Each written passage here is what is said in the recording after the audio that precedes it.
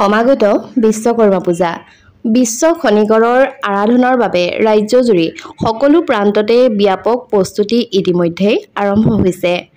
বিভিন্ন অনুষ্ঠান প্ৰতিষ্ঠান তথা কাৰ্যালয় আদিতো অতি আড়ম্বৰপূৰ্ণভাৱে আয়োজন কৰা হৈছে বিশ্বকৰ্মা পূজা।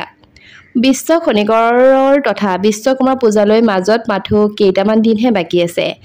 এইবাৰ অৰ্থাৎ 2025 বৰ্ষৰ 17 ছেপ্টেম্বৰ অৰ্থাৎ বুধবাৰে বিশ্ব খনিকৰৰ পূজা। বিশ্বকৰ্মাৰ স্থাপত্যবিদ্যা আৰু শিল্পৰ হিন্দু দেৱতা। ঋগ্বেদৰ মতে তেওঁৰ সৃষ্টিশীল তথা তেওঁৰ সৃজনশীল শক্তিৰ বলতেই গোটেই বিশ্বকে ধৰি ৰাখিছে। তেওঁৰ দৈবিক স্থাপত্যবিদ অভিযন্তা আৰু বিশ্বৰ সৃষ্টিকৰ্তা হিচাপে গণ্য কৰা হয়। তেওঁ দেৱতাৰ শিল্পী তথা তেওঁক দেৱ শিল্পী হিচাপেও অভিহিত কৰা হয়। বিশ্বকৰ্মা বৈদিক দেৱতা তথা ঋগ্বেদৰ দশম মণ্ডলৰ 81 আৰু 82 সূক্তদ্বয়ৰ বিশ্বকৰ্মাৰ উল্লেখ আছে। নমস্কাৰ, আস্থা ক্ৰিয়েশ্যনৰ নতুন এটা ভিডিঅ'ৰ মাজলৈ আপোনালোক সকলোকে পোনপ্ৰথমে স্বাগতম জনাইছোঁ। আজিৰ এই ভিডিঅ'টিৰ জৰিয়তে বিশ্বকৰ্মাৰ পূজাৰ বিষয়ে কেইটামান গুৰুত্বপূৰ্ণ কথা আলোচনা কৰিম তথা 2025 বৰ্ষৰ বিশ্বকৰ্মা পূজা কেতিয়া আৰু বিশ্বকৰ্মা পূজাৰ দিনাখনি আপুনি কেনেবোৰ ভুল কৰিব নালাগে নাইবা বিশ্বকৰ্মা পূজাৰ সময় কেতিয়া সেই সন্দৰ্ভত কিছু কথা আলোচনা কৰিম। গতিকে ভিডিঅ'টি স্কিপ নকৰাকৈ শেষলৈকে চাই থাকিব। ভিডিঅ'টিৰ আৰম্ভণিতে আপোনালোকক জনাব বিচাৰিছোঁ, নিতৌ এনেধৰণৰ নতুন নতুন আপডেটসমূহ সকলোতকৈ আগত পাই থাকিবৰ কাৰণে আমাৰ চেনেলটি যদিহে এতিয়াও ছাবস্ক্ৰাইব কৰি ৰখা নাই তেনেহ'লে প্লিজ চেনেলটি ছাবস্ক্ৰাইব কৰি কাষত থকা বেল আইকনটো প্ৰেছ কৰি থ'ব। তেনেহ'লে অকণমান সময় পলম নকৰি ব'লক আজিৰ ভিডিঅ'টিৰ মাজভাগলৈ আগবাঢ়ো। পূৰ্বতে আমি উল্লেখ কৰিছোঁ যে বিশ্বকৰ্মা পূজা 17 ছেপ্টেম্বৰ 2025 তাৰিখ বুধবাৰে অনুষ্ঠিত কৰা হ'ব।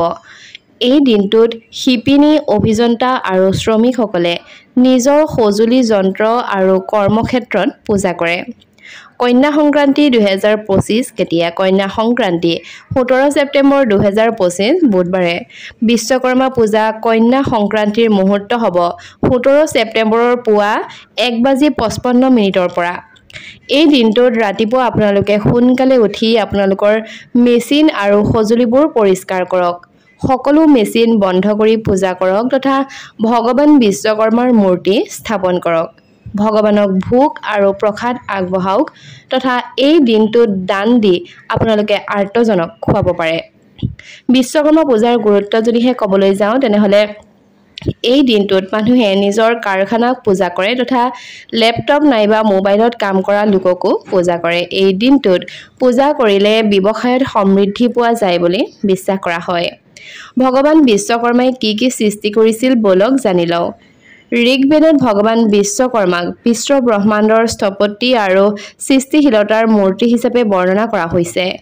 বিশ্বকৰ্মাই বিশ্ব ব্ৰহ্মাণ্ড সৃষ্টিক ভগৱান ব্ৰহ্মক সহায় কৰিছিল। ভগৱান বিশ্বকৰ্মাই দ্বাৰকা নগৰত পাণ্ডৱৰ বাবে ইন্দ্ৰপ্ৰস্থৰ প্ৰসাদ, সুদামাজিৰ কাৰণে সুদামাপুৰী, সোণালী লংকা আৰু দেৱতাৰ কাৰণে স্বৰ্গ নিৰ্মাণ কৰিছিল। ইয়াৰ লগতে এই দেৱতাসকলৰ বাবে বহুতো অস্ত্ৰও সৃষ্টি কৰিছিল। ভগৱান বিষ্ণুৰ সুদৰ্শন চক্ৰ তথা ভগৱান শিৱৰ ত্ৰিশূলো বিশ্বকৰ্মাই সৃষ্টি কৰিছিল বুলি বিশ্বাস কৰা হয়। বিশ্বকৰ্মা পূজাৰ দিনা যিকোনো ধৰণৰ কাম নাইবা মেচিনৰ সৈতে জড়িত কাম নকৰা উচিত। বিশেষকৈ যিবোৰ কামত সঁজুলি নাইবা যন্ত্ৰৰ প্ৰয়োজন হয় সেই দিনটোত ভগৱান বিশ্বকৰ্মাকহে পূজা কৰা হয়। সেয়েহে সেই দিনটোত নিজৰ সঁজুলি, যান-বাহন আৰু কাৰখানাৰ যন্ত্ৰসমূহৰ যত্ন লৈ পূজা কৰা হয় তথা কাম কৰা নহয়। বিশ্বকৰ্মা পূজাৰ দিনা আপোনালোকে কি কৰা উচিত? সেই দিনটোত ভগৱান বিশ্বকৰ্মাৰ মূৰ্তি স্থাপন কৰি পূজা কৰা হয়। সঁজুলি, যান-বাহন আৰু মেচিনেৰে কাম কৰা লোকসকলে নিজৰ সঁজুলি আৰু বাহনসমূহ পূজা কৰে।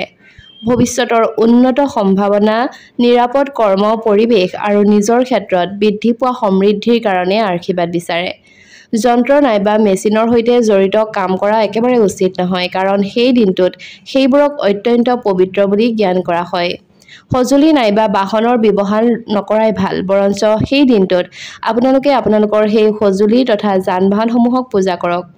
অসমত বিশ্বকৰ্মা পূজা প্ৰত্যেক বছৰে ইংৰাজী 17 ছেপ্টেম্বৰৰ দিনটোতেই উদযাপন কৰা হয় 2025 বৰ্ষৰ বিশ্বকৰ্মা পূজা অকণমান বিশেষ হ'বলৈ গৈ আছে কাৰণ বিশ্বকৰ্মা পূজাৰ পৰাই সূৰ্যৰ কৃপাদৃষ্টি এই তিনিটা ৰাশিৰ হাতলৈ আহিব প্ৰচুৰ ধন অৰ্থাৎ বিশ্বকৰ্মা পূজাৰ পাছতেই সূৰ্যৰ কৃপাদৃষ্টি পৰিব এই তিনিটা ৰাশিত যাৰ ফলস্বৰূপে বিভিন্ন ধৰণৰ ভাল ফল পাব তথা কপাল ফুলিব এই তিনি ৰাশিৰ বৰ্তমান নিজৰ মূল ত্ৰিকোণ ৰাশি সিংহত বিৰাজমান কৰিছে বিশ্বকৰ্মাই অহা 17 ছেপ্টেম্বৰৰ নিশা 1:55 নাইবা 54 বজাত কন্যা ৰাশিত প্ৰৱেশ কৰিব বিশ্বকৰ্মা পূজা অৰ্থাৎ 16 ছেপ্টেম্বৰলৈকে সিংহ ৰাশিতে থাকিব বিশ্বকৰ্মা সিংহ ৰাশি কন্যা ৰাশিত প্ৰৱেশ কৰিলে 12টা ৰাশিৰ সকলোবোৰতে সমান প্ৰভাৱ পৰে অযোধ্যাৰ জ্যোতিষী পণ্ডিত কলকিৰামে কৈছে যে কন্যা ৰাশিৰ অধিপতি হৈছে বুধ এতিয়া চাওমূলক কোনবোৰ ৰাশি ব্যাপক উন্নতিৰ সাক্ষী হ'বলৈ গৈ আছে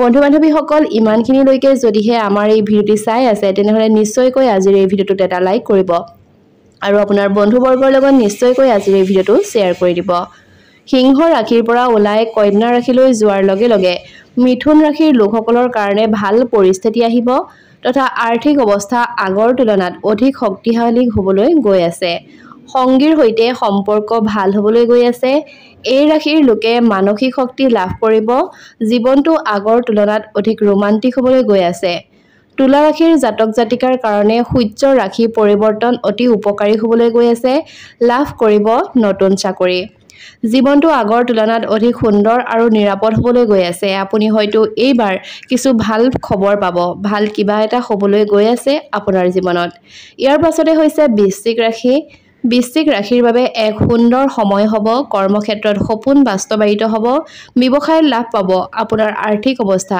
আগৰ তুলনাত ভাল হ'বলৈ গৈ আছে আপুনি এইবাৰ বিভিন্ন সমস্যাৰ পৰা মুক্তি পাব যথেষ্ট ৰাহি কৰিব পাৰিব বিশাল সঞ্চয় কৰিব পাৰিব তথা ব্যৱসায়িক ক্ষেত্ৰতো লাভ কৰিব পাৰিব বন্ধু-বান্ধৱীসকল এই তিনিটা ৰাশিয়ে আছিল যি তিনিটা বিশ্বকৰ্মা পূজাৰ পৰা বৃদ্ধি পাব যিহেতু সূৰ্যৰ শক্তি গতিকে এই তিনিটা ৰাশিৰ জয় ময়ময় অৱস্থা হ'ব গতিকে যদিহে ভিডিঅ'টি চাই ভাল পালে তেনেহ'লে নিশ্চয়কৈ ভিডিঅ'টোত এটা লাইক কৰি দিব আৰু যদিহে আপুনিও বিশ্বকৰ্মাৰ প্ৰকৃত ভক্ত তেনেহ'লে নিশ্চয়কৈ জয় বিশ্বকৰ্মা বুলি তলৰ কমেণ্ট বক্সত এটা কমেণ্ট লিখিব তেনেহ'লে আজিলৈ আহিছোঁ ধন্যবাদ